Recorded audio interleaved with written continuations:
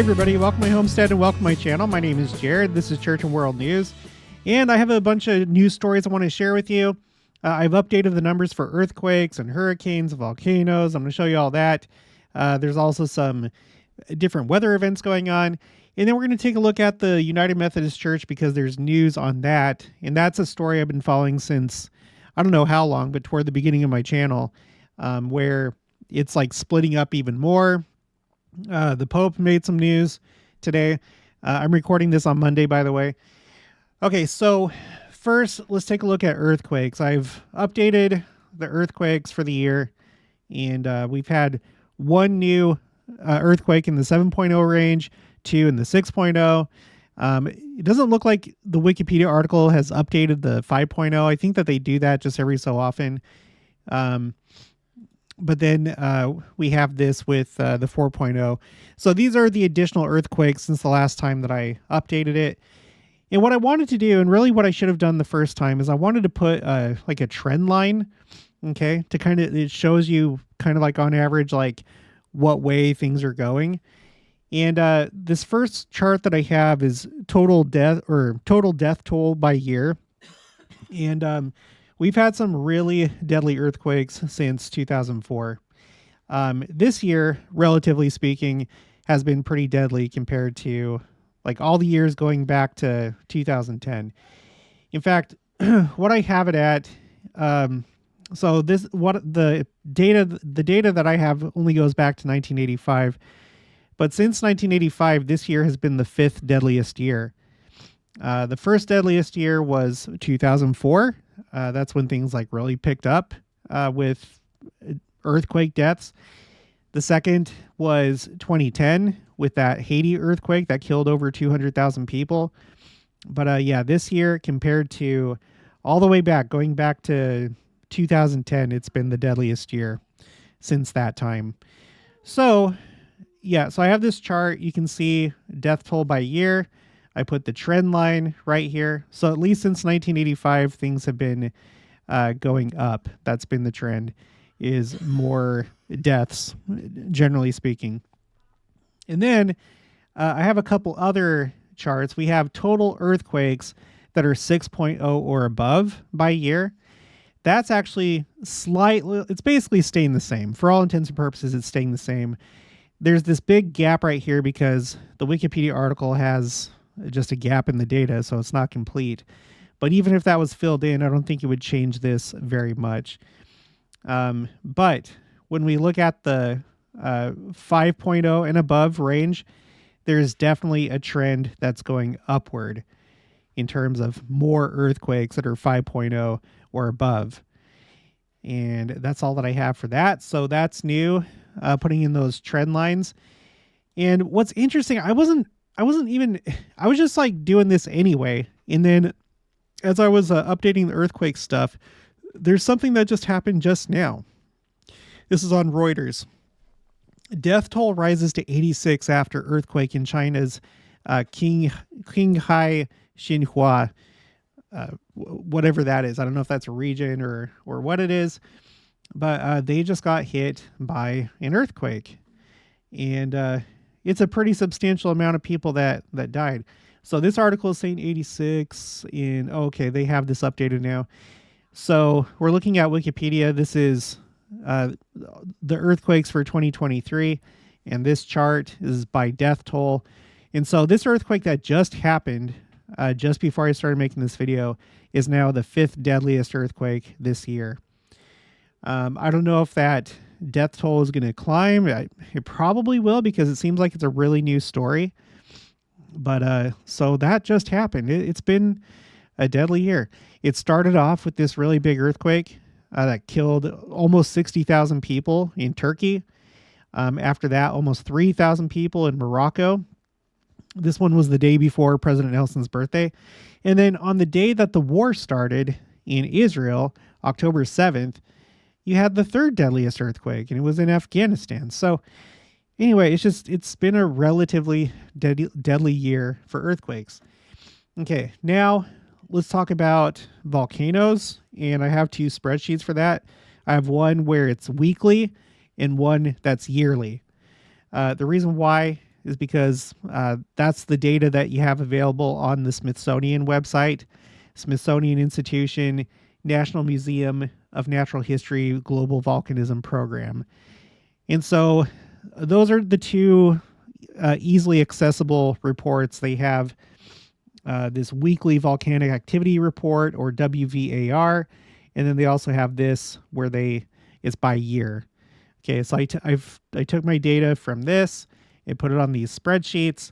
We're looking at the weekly right now, and here's the trend line. I've only gone as far back as 2020, so it's not like it goes back very far, but since that time, the trend has been going up at a pretty decent rate. We already knew that from the numbers. Excuse me, from the numbers, we had already noted that, but this is the first time that we're looking at the actual trend line. And so this is the number of eruptions. It's not total eruptions like around the whole world. There's certain criteria to make it onto the weekly report. So it's just tracking those volcanoes that fit that criteria. But if you're looking at total eruptions for the entire year, they basically just say it here on this page. Current eruptions right now, 47. And they update that and finalize it every several weeks. So that's kind of almost like a separate report. So anyway, I'm just looking at the weekly and then the yearly. Okay, here's the yearly. And let me show you what I have for that. So first, we have the total eruptions by year. And this goes back to 1960. So there's been a definite increase in the number of eruptions each year. That's going up pretty substantially. New eruptions, so like you get what I'm saying. So not like total, but like you have like brand new eruptions that year. You take that number. So that is on the rise, which would make sense going along with total eruptions. Okay, and then volcanoes active by year. I'm guessing that's all volcanoes that have some kind of volcanic activity. That's my understanding. And that matches the other two more or less, and the trend line is going up. So there is more volcanic activity from 1960 until now. But as far as the weekly report, there's nothing really crazy going on. There was like a few weeks ago, I can't remember. It was like maybe a month or two ago that people were freaking out about this number on this part of the website because they were saying it was like, 46 volcanoes erupting at the same time. And I think people were confusing this number with the weekly report and the criteria to be on the weekly report. So just looking at this, if anything for this year, things are actually kind of slowing down. I have it color coded where if it's in the 20 range, it's in yellow. If it's in the teens, it's green. So you can see for like the last month or two, it's been half in the yellow, half in the green, whereas the rest of the year is mostly in yellow. You go back to other years, there's probably there's less activity. And then when you get to 2020, 2020 was almost all in the green. With a few yellows just here and there. So 2020 was a quiet year, relatively speaking, just comparing these few years together. So anyway, but at the end of 2023, it looks like things are kind of mellowing out a little bit. All right, let's move on to hurricanes. There's no update since last time. I can't remember when I did this last time, but we are now past hurricane season for the United States, for both the Atlantic and for the Pacific. And so I did the same thing. I added a trend line to look at hurricanes, and this is what I came up with.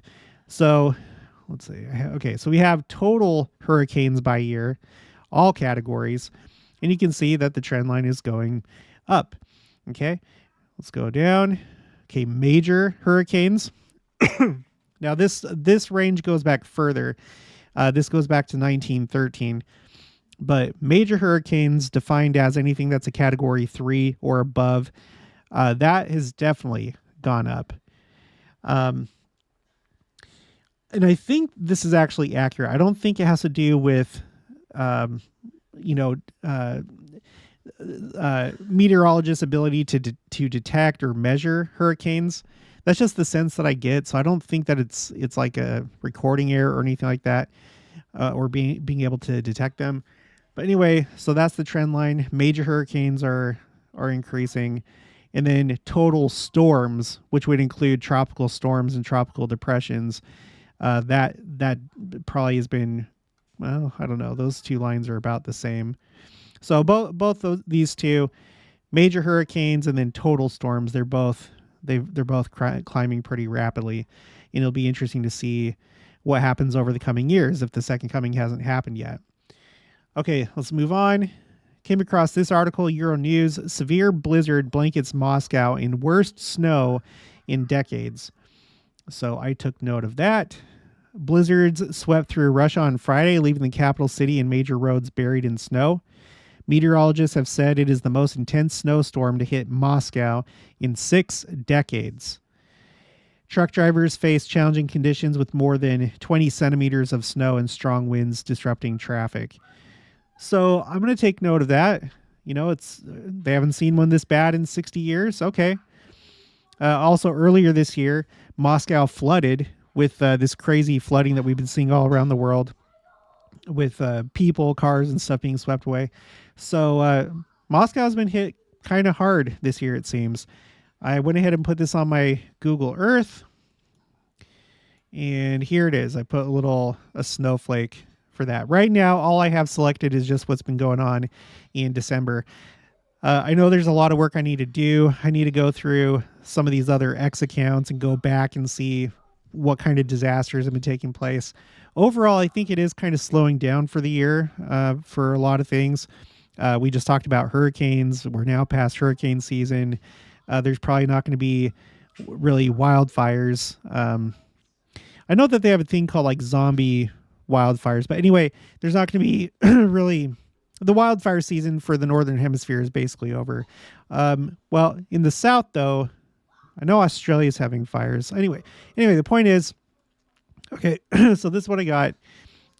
By the way, I've tried to look into this whole thing with these pneumonia outbreaks, and I haven't seen anything new for that. For a while there, it seemed like it was spreading, it started in China, and then it made its way to Europe and the United States, but I haven't seen any new reports of these pneumonia outbreaks. And they were calling it something like white lung pneumonia or something. Anyway, so nothing new with that, thank goodness, and hopefully that doesn't become a thing.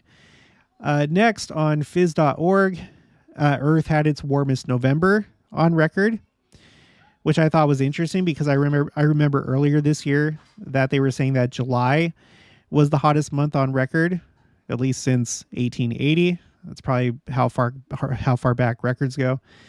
So that's something to take note of. I know that there's different opinions about climate change and the Earth warming. I do tend to think that, excuse me, I do tend to think that the Earth is warming, but I don't think it's because of human-caused climate change. I think that, my best guess, I think that the Earth is preparing itself to become a terrestrial world, to become a paradisiacal world, and it's as simple as that. There's other strange things that's been going on with the Earth, like its rotation has slowed a tiny bit. I've covered that in past videos. It's on my Second Coming timeline. And there's just been other things going on with the Earth. So I don't think it's all, if any of it, is human caused. And so I'm taking note of it. So we have November, according to this, and then July, according to this. So that's something to take note of. All right, let's move on. Just got a couple more things by way of weather. Church provides aid after Uruguay flooding. Okay, let's go to X for that. And here you can see the videos. Scenes that we've been seeing quite a bit of this year. Not so much these last couple months. In September, it was really, really bad. In fact, if I go back here, let's turn on September. And especially over here in Europe, you can see all these place markers. These are all places where you've had flooding like what you're seeing in Uruguay right now. You had over here, this was in Iran, and then you had India and China and Indonesia. Was this Indonesia? Yeah, Indonesia right here, Jakarta, and then Thailand. And this was just in September. There were a few spots in the United States that got hit by flooding like that.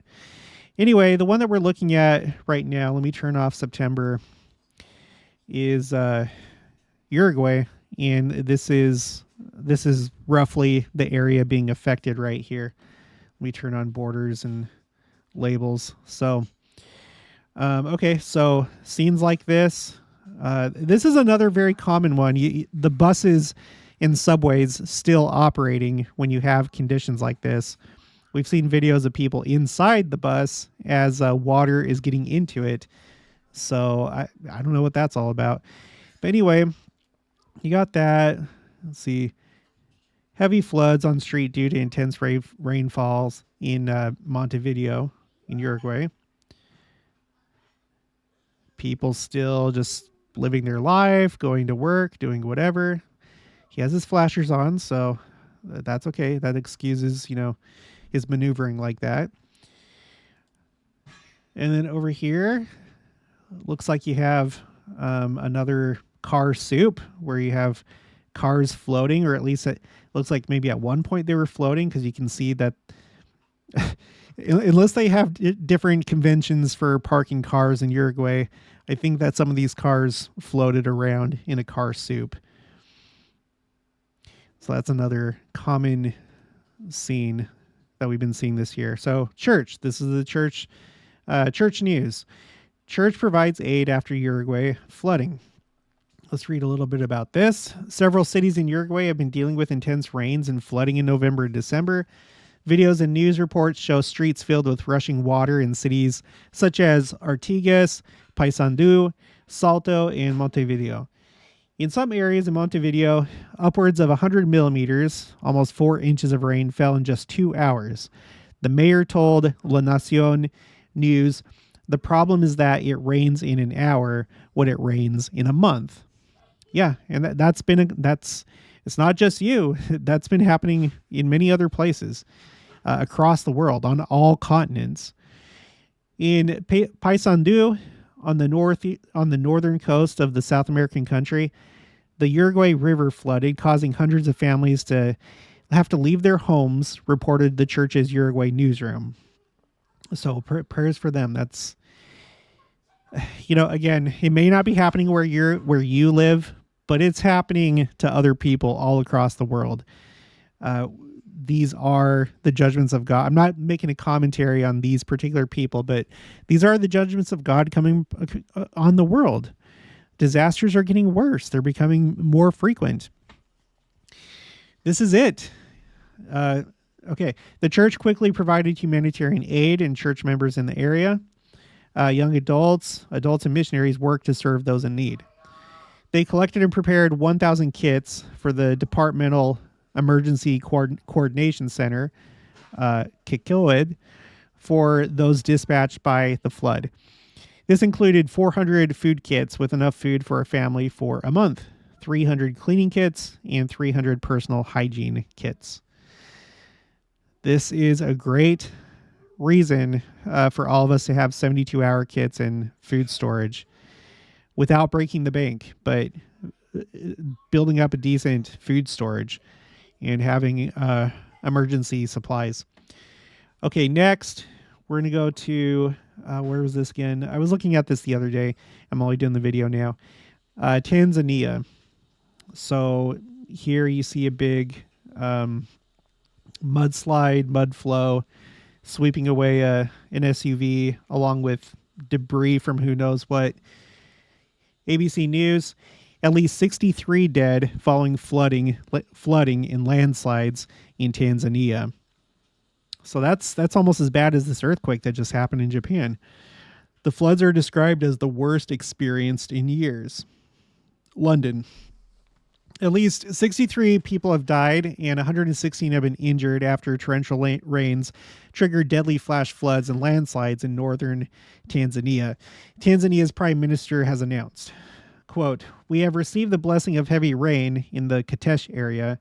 Hanang District, Manyara region, which unfortunately has also brought a flood disaster, said Tanzania's President Samia Suluhu Hassan, writing on X, formerly known as Twitter. Zuhura Yunus, the spokesperson for Tanzania's president's office, said that at least 1,150 households and 5,600 people have been affected, and at least 750 acres of farmland destroyed.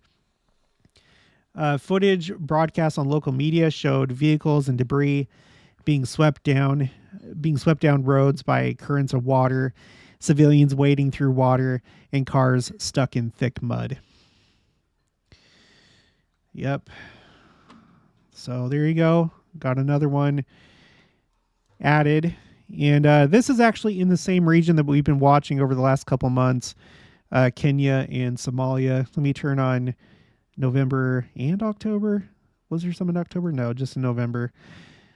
So we had already seen this kind of stuff going on in Somalia over here, and then Kenya. And so it basically looks like it's just this entire region. I'm probably not going to draw a blue line around the entire thing, because I don't know that it's all exactly the same thing, or I haven't seen anything that's said that. So I'll just keep it separate, but it looks like it probably is, just because of how close together these events are taking place. But Eastern Africa not looking good with all this rain and flooding and mud flows. Okay. And then to finish this off, I came across this article, Associated Press. One fourth of United Methodist churches in U.S. have left in schism over LGBTQ ban. What happens now? So I was interested in this because this came up, man, I can't even remember when. I can't remember if it was last year or earlier this year, but there was a lot of talk about this schism where congregations are leaving the United Methodist Church and they're forming their own thing. We'll look into that in just a minute.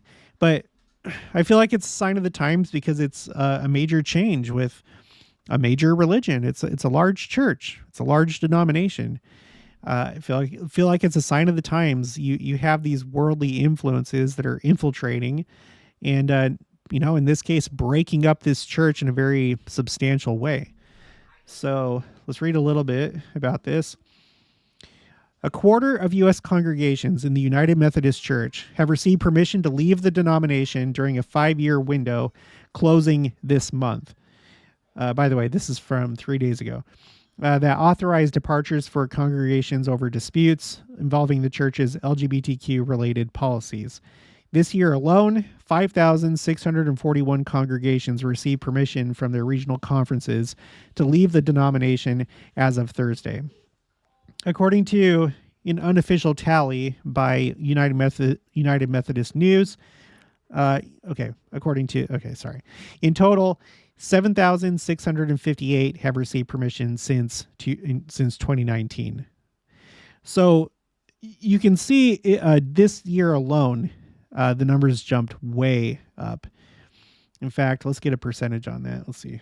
5641 divided by 58. So 73% was from this year alone, almost 74%. So this, for the United Methodist Church, at least in the U.S., this was a big year. Okay. Thursday marked the last scheduled regional vote, according to the news service, when the Texas Annual Conference authorized 4 congregations' departures. The vast majority are conservative-leaning churches responding to what they see as the United Methodists' failure to enforce bans on same-sex marriage and the ordaining of openly LGBTQ persons. The new year is expected to bring more changes. The first denomination-wide legislative gathering in 8 years, slated for spring 2024, will consider calls to liberalize policies on marriage and ordination. It will also debate rival proposals, either to decentralize the international church, which has at least as many members outside the United States as in, or provide overseas congregations with the same exit option their U.S. counterparts had. So, either way, that's even more schism. Even if like more congregations don't, if you don't have more that leave, if you become decentralized, that I would still consider that cracking and dissolving, because before it was like more centralized, I guess. I don't know the inner workings of the United Methodist Church. I'm just going off of what it says right here. But it seems like this isn't over yet. There's still more, whether it's decentralization or overseas congregations choosing to leave. So I guess we'll have to see what happens. The schism marks a historic shift in a denomination that was, until recently, the third largest in the United States. Until recently, I guess because of this, and perhaps the closest to the mainstream of American religious culture. Its steeples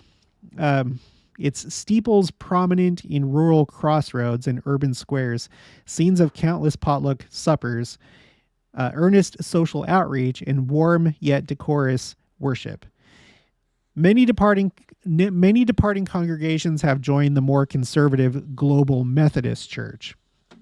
So that's what they're forming. They're going from the United Methodist Church, and the ones that are leaving are now, I guess, the Global Methodist Church. And we already knew that, but according to this Wikipedia article, that started May 1st of 2022. So this is brand new, essentially. While others joining smaller denominations, going independent, or still considering their options. United Methodist rules forbid same-sex marriage rights and the ordination of self-avowed practicing homosexuals, but progressive Methodist churches and regional governing bodies in the U.S. have increasingly been defying these rules. Conservatives have mobilized like-minded congregations to exit. The Global Methodist Church has declared its intention to enforce such rules. So these are interesting times. I think the more you have churches that go progressive, that go to the left, that become more secular, it's basically them killing themselves, because there's no cohesion, there's no core principles really. They may, act like they do, like they're supporting like certain whatever, but in reality, it's not there.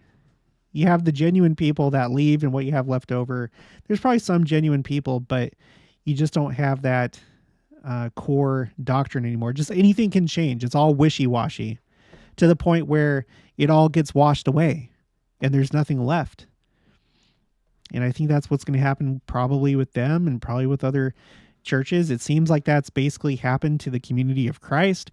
That's another one that I've been following, because I interviewed a while ago Linda L. Booth, who was the former president of the Quorum of the 12 Apostles for Community of Christ. And let me look it up. Linda Booth. I'll put the link in the description below right here. It was a really interesting interview. Let's see, this is 10 months ago. So I'll put a link for this in the description below. I would encourage you to watch it. But just from my conversation with her, it really seems that the Community of Christ has like fallen quite a bit from what they once were. And they're kind of going the way of the United Methodist Church, the ones that are wanting to be more to the left. So I don't know what to tell you. And then the last thing, I saw this today. Pope Francis approves blessings for same-sex couples if the rituals don't resemble marriage, but still inching just that much closer to, going against everything that they stood for like just trying to bend to the world and the philosophies of the world. That's what's going on here.